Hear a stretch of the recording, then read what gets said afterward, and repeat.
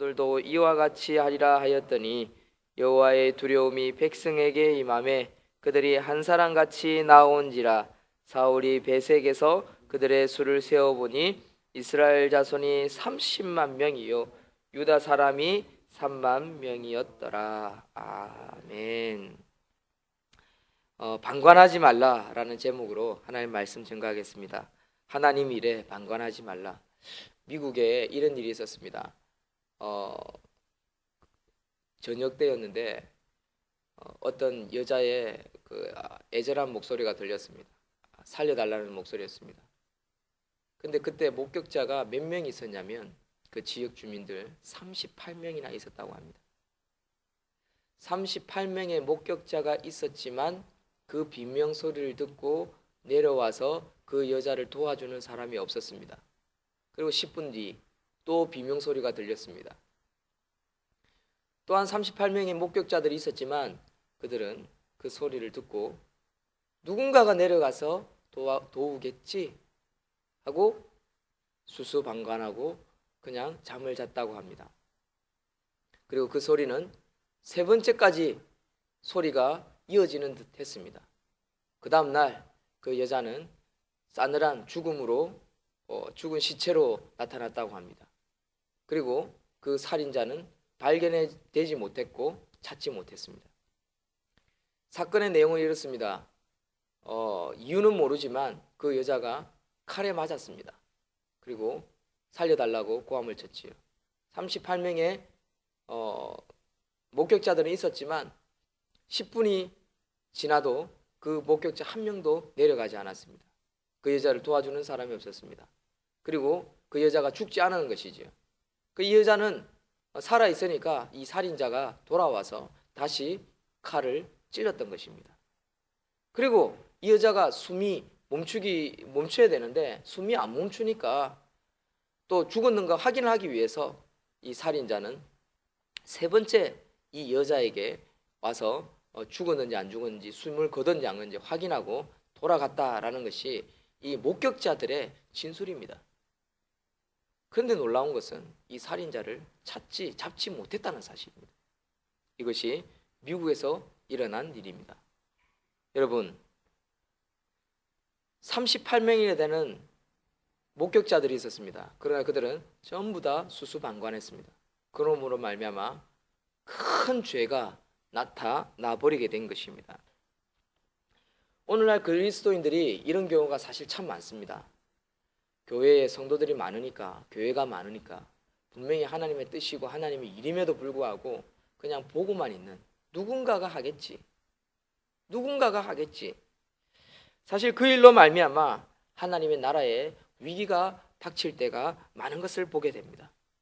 근데 오늘 본문에 보면 참 수수방관할 것 같은 그 사울이 성령 충만함을 받고 교회에 나아가서 기도하고 예배하는 가운데 그 순수하고 겸손하고 처음에는 사실 숫기조차 없는 그런 사람이 사실 사울이었습니다.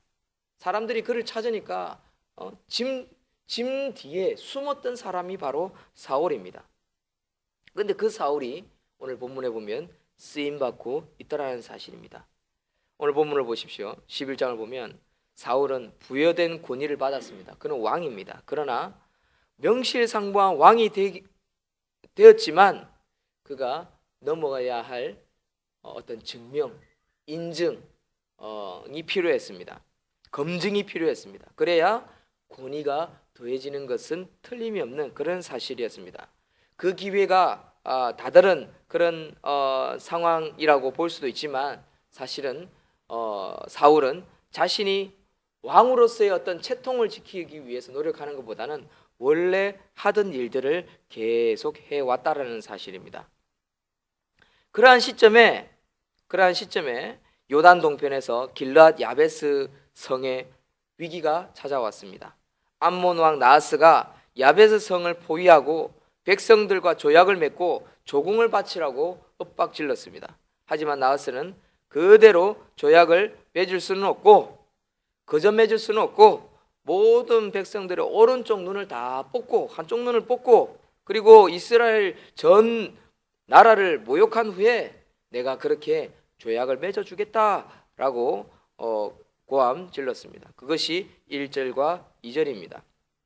이때 야베스의 장로들은 너무나 두렵고 떨었습니다. 그리고 단지 7일간의 말미를 얻는데 고작 협상이 되지 않았습니다. 그리고 선택의 여지가 없었습니다. 위기가 다가왔습니다. 그리고 사실 그들에게는 본국에서 지원군이 와서 도와줄 것이라는 희망도 없는 상황이었습니다. 정치적인 상황이었습니다.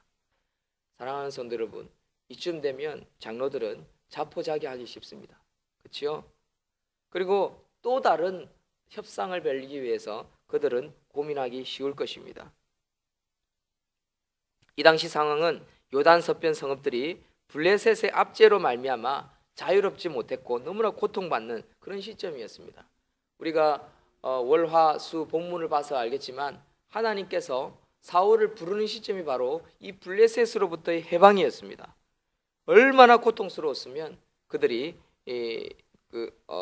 그들에게 하나님께서 인간왕을 허락하셨겠습니까? 어쨌든 전통적으로 요단강 건너편에 있는 성읍들에 대해서는 전국이 좀 무관심하고 또 적극적이지 않았기 때문에 결국 이런 위기와 폐단이 오는 그런 나라의 시국이었다는 사실입니다.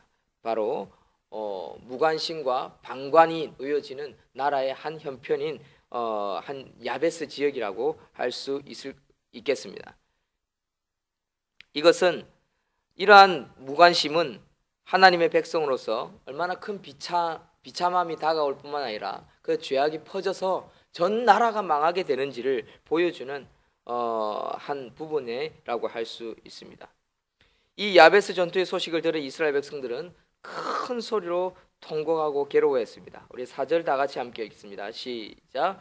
이에 전령들이 사울이 사는 기브야에 이르러 이 말을 백성에게 전하매 모든 백성이 소리를 높여 울더니.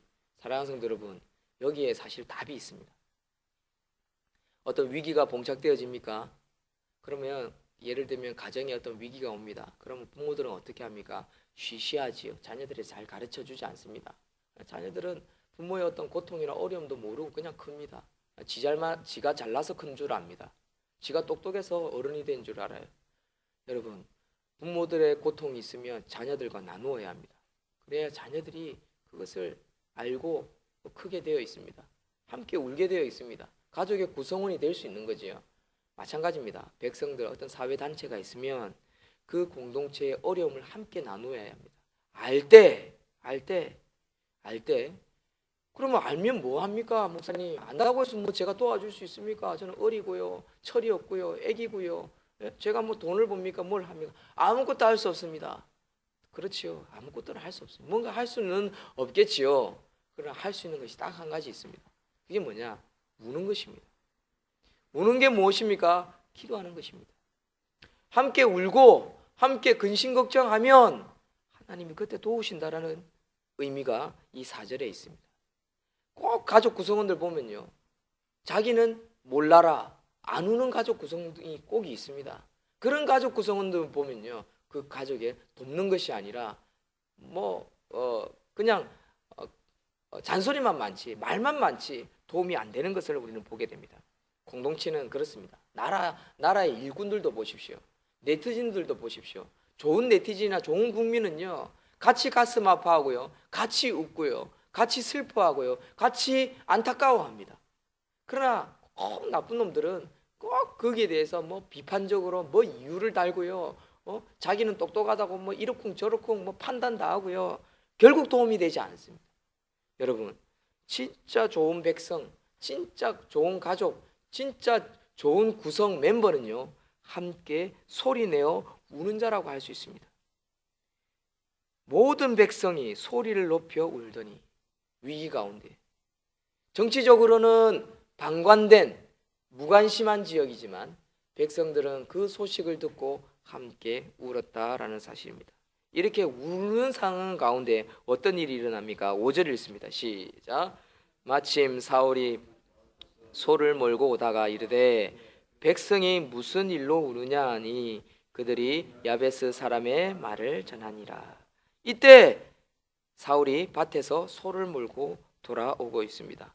이스라엘 사회는요, 아직 왕정에 대한 개념도 없고요, 또 왕이 어떤 직무를 해야 할지 어떤 체계가 잡혀져 있지 않는 상황이었기 때문에 사울은 이전과 같은 생활을 할 수밖에 없었던 것입니다. 그리고 또 어떤 왕권이나 어떤 그런 것이 체계가 쌓여져 있지 않고 또 주위에 어떤 정치적인 힘을 모을 수 있는 어떤 그런 사울이 아니었습니다. 쉽게 말해서 사울은 아무것도 없는 자였습니다. 그런데 사회적 상황이 그를 영웅으로 만들어가고 있더라는 거지요. 이와 같은 상황에서 사울은 그 소식을 들었을 때 하나님의 영이 사울에게 강력하게 임합니다. 6절과 7절 있습니다. 시작. 사울이 이 말을 들을 때에 하나님의 영에 크게 감동되매 그의 노가 크게 일어나 한 결의의 소리를 잡아 각을 뜨고 전령들의 손으로 그것을 이스라엘 모든 지역에 두루 보내어 이르되 누구든지 나와서 사울과 사무엘을 따르지 아니하면 그의 소들도 이와 같이 하리라 하였더니 여호와의 두려움이 백성에게 임하매 그들이 한 사람같이 나온지라. 사랑하는 성도 여러분, 바로 이것입니다.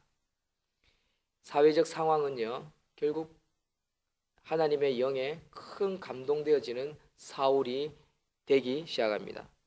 하나님의 영이, 성령의 충만함이 사울에게 강력하게 임했을 때 그는 노를 바라며 한 결의의 소를 잡아 각을 뜨기 시작했습니다. 그리고 이것을 전국에 보내었습니다. 그랬더니 무슨 일이 일어났습니까? 33만 명의 백성들이 마치 한 사람과 같이 하고 모여버렸습니다. 그러니까 잡소리가 없었다는 거죠. 막 시끄럽지 않았다는 것입니다. 뭐 이리저리 막 따로 국밥 이런 모습이 아니었다는 겁니다. 한 사람과 같이 33만 명의 군사들이 모였다라는 것입니다. 사랑하는 성도 여러분, 어떻게 해서 사울은 쓰임 받을 수 있었습니까? 수수방관하지 않았습니다. 소리를 듣고 내가 정치적으로 아직 힘이 없는데 백성들이 나를 알아주나? 내가 그렇다고 힘이 있나? 난 지금 소 데리고 지금 풀 뜯고 오는데 지금 내보고 뭐해라고? 여러분, 충분히 그럴 수도 있습니다. 난 아직 멀었어. 기름 부음 받았지만 백성들이 나를 아직 왕으로 인정하지 않아. 내가 한다고 해서 사람들이 모일까? 그렇게 생각할 수도 있지 않습니까? 부끄러움이 많은 사람이었습니다. 그러나 그는 하나님의 영이 임했을 때 방관하지 않고 자기가 해야 할 것이 무엇인지 왕으로서 그 직무를 숨기지 않았다는 사실입니다. 이것이 중요한 것입니다. 뭔가를 해야 한다, 그것을 생각하면 고통스럽습니다. 부담스럽지요. 그러나 그게 아니라 듣고 내가 이렇게 있을 수는 없다. 그리고 하나님의 감동이 되어서 자기가 할 수 있는 조그만한 것, 그 일을 함으로 말미암아 하나님의 역사가 일어난다는 것을 우리는 본문을 통해서 나타납니다. 그가 노를 크게 발했을 때 백성들에게도 동일하게 임하는 것이 나옵니다. 7절 끝에 한번 봅니다. 여호와의 두려움이 백성에게 임하매 그들이 한 사람같이 나오니라. 여러분, 한 사람의 의로운 분노가 사람들을 움직였습니다. 무슨 말입니까? 사울의 기도가, 사울의 열정이 많은 사람을 일으켰다는 사실입니다. 이해되십니까? 한 사람의 열정이 수많은 사람들을 일으켜 세웠다는 겁니다. 열정, 기도, 부르짖음, 간절함. 여러분, 쓰임 받는 것은 크게 대단한 어떤 능력을 요구하는 것이 아닙니다. 우리 오늘 본문에 보면 의분과 두려움이 합쳐져서 하나님의 나라를 이루어가는 것을 우리는 보게 됩니다. 가정, 교회, 또 대한민국을 바라보면서 우리는 어떤 의분과 두려움이 있습니까?